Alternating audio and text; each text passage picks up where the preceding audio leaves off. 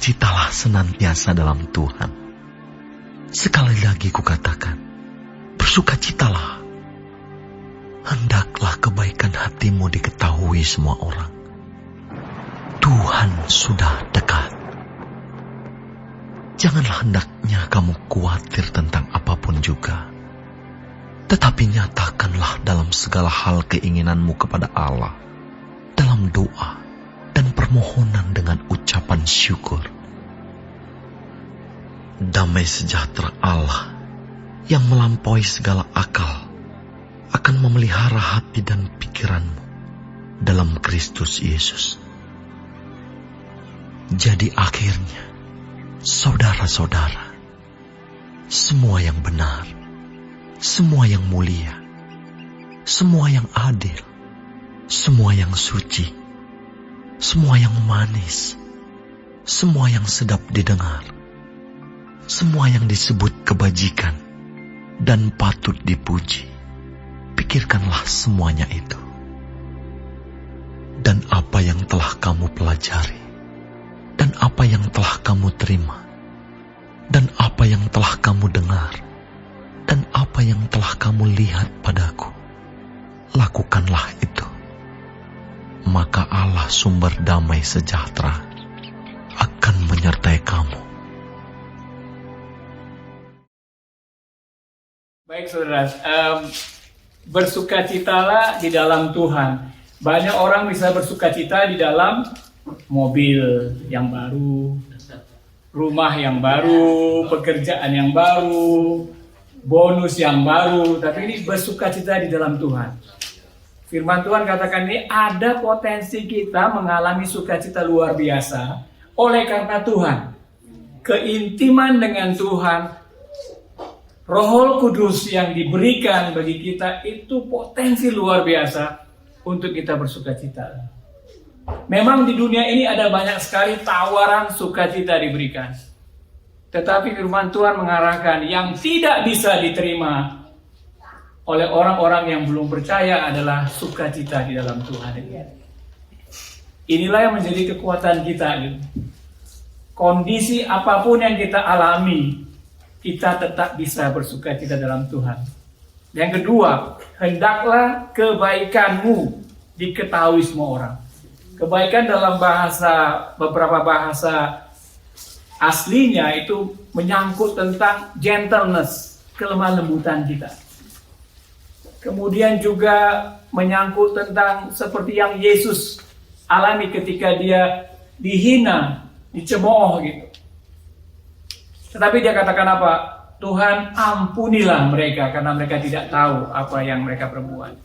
Jadi ketika evil, ketika kejahatan pun datang, kita bisa tenang. Itulah kebaikan hati yang kita perlu tunjukkan, saudara. Nah, saya melihat dikatakan oleh Paulus di sini, Tuhan sudah dekat. Artinya apa? Banyak orang membutuhkan kebaikan-kebaikan hati orang-orang percaya. Kayak tadi waktu sebelum kita di sini berdoa, Ibu Meti berdoa bagi kondisi waktu doa hari Kamis juga doa kondisi di mana Victoria ini banyak sekali kejahatan anak-anak yang masih remaja gitu. Banyak sekali gitu. Nah, kita bisa terpukau oleh situasi seperti itu, tapi bagaimana tanggung jawab kita supaya kebaikan hati kita orang-orang percaya itu bisa dilihat. Karena apa? Karena Tuhan sudah dekat, datang gitu. Kita perlu untuk emergency menunjukkan kebaikan hati kita kepada orang lain. Dan ini membutuhkan, saya percaya membutuhkan semacam korban. Korban ya. Kemudian janganlah hendaknya kamu khawatir tentang apapun juga. Aduh, luar biasa ya. Dengan khawatir. Ya. Nanti saya bicara dengan Pak Kisor dan Ibu Rosni di sini. Ya, kita percaya Tuhan itu pasti sanggup untuk mengatasi masalah kita. Tetapi apa? Dia ngajak kita untuk, yuk kamu berdoa juga dong. Kamu juga mengucap syukur. Jangan jadi percaya saja, tapi do something through prayer. Jadi kita nggak take it for granted. Gitu. Setiap ketika kita khawatir, kita nyatakan keinginan itu dalam doa dan permohonan dengan ucapan syukur. Saudara, cari perkara yang di atas. Dikatakan di sini tentang saudara-saudara, semua yang benar, semua yang mulia, semua yang adil, semua yang suci, semua yang manis, semua yang sedap didengar, semua yang disebut kebajikan dan patut dipuji, pikirkanlah semuanya itu. Jadi game kita, permainan kita itu mau diangkat kepada permainan yang tidak permainan yang dihadapi oleh dunia. Ketika kaget ini, kaget itu, dan kemudian kita depresi. Firman Tuhan mengajar kita, ayo cari perkara yang di atas. Ini makanya orang mudah sekali diserang oleh iblis, diserang oleh situasi kondisi. Kenapa? Karena mereka lupa bahwa ada perkara yang di atas, yang Yesus sudah bukakan bagi kita gitu. Untuk kita berbicara di perkara-perkara di atas. Pertama-tama ya seperti keselamatan gitu. Toh kita hidup ini sebentar 80 tahun, 90 tahun kalau Tuhan kehendaki. Ya enggak? Tapi ada janji keselamatan gitu. Itu memberikan penghiburan kepada kita, saudara. Di dalam kesulitan hidup, mungkin kita harus menghadapi 1 bulan, 2 bulan stres yang dialami oleh Bob, tantangan yang dialami oleh Bob 1 bulan, 2 bulan, itu akan selesai. Not forever like that gitu ya. Ibu Wartini juga, nggak forever ibu mertuanya seperti itu. It's gonna finish gitu. Kenapa? Yang di atas itu adalah yang kekal selama-lamanya gitu. Nah ini akan memberikan kita penghiburan.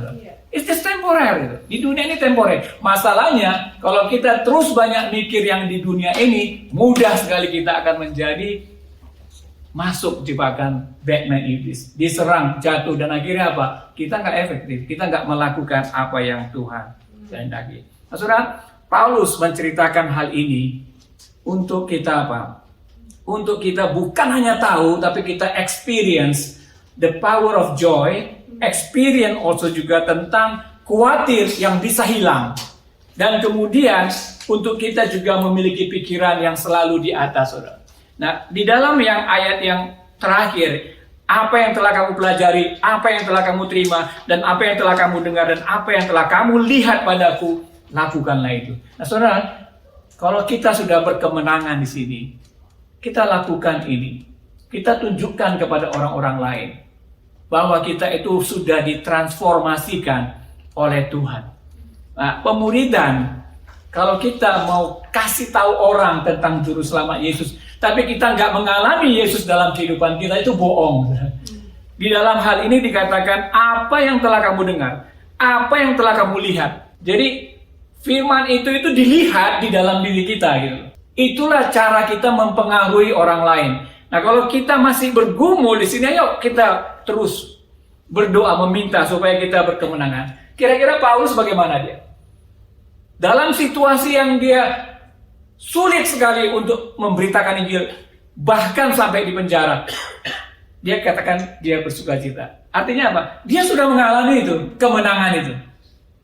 Kemudian kebaikan hatinya gitu. Dia melihat di surat Filipi ini bahwa dia orang yang sangat mengasihi jemaat Filipi ini. Dan dia mau supaya kebaikan hatinya juga dilihat oleh orang-orang di Filipi itu. Saudara, inilah yang menjadi dasar ketika kita mau memuridkan orang lain, ya. Mereka bisa melihat di dalam diri kita berkemenangan seperti ini.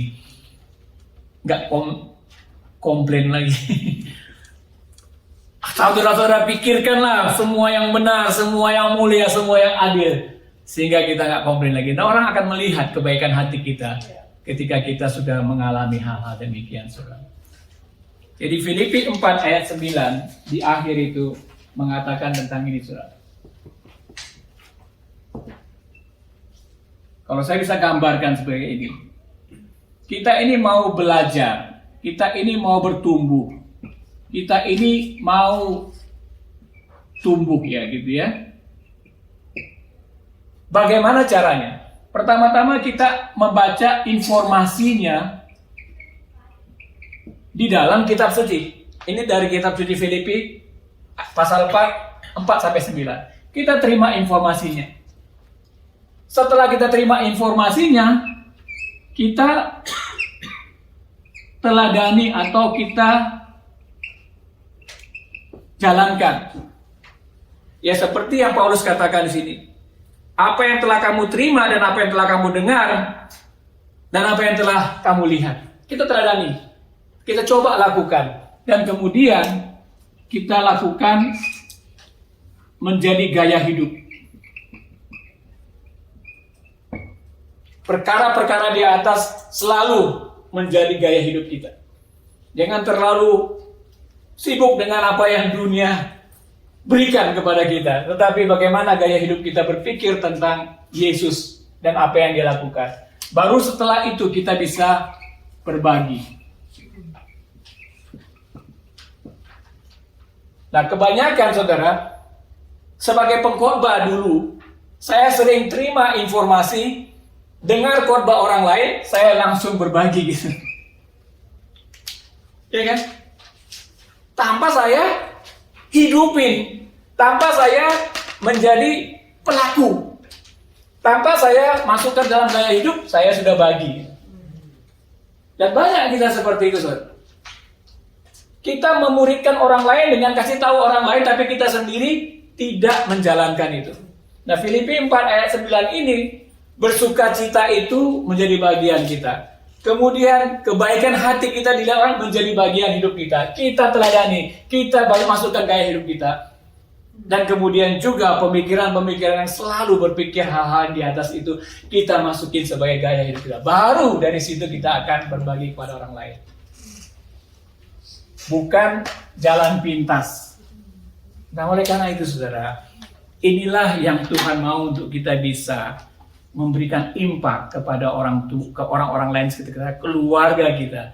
Nah, kesempatan seperti ini, saya berikan seperti ini adalah kesempatan untuk ini juga bisa kita mulai berbagi kepada orang lain dengan, kalau kita misalnya sudah bersuka cita ya, kita bisa bacakan ini dan bagaimana menurut kamu? Kenapa saya bisa bersuka cita? Karena ini dan sebagainya. Jadi kesempatan ini sebenarnya untuk mudah sekali. Dengan hal ini saudara kita bisa pakai pada anak kita, kepada keluarga teman kita yang lain. Baca Alkitab dan kemudian tanyakan bagian mana yang hal-hal demikian simple dan akan mempengaruhi banyak orang untuk kita bisa ambil bagian menyebarkan kebaikan-kebaikan Tuhan bagi orang lain. Amin saudara.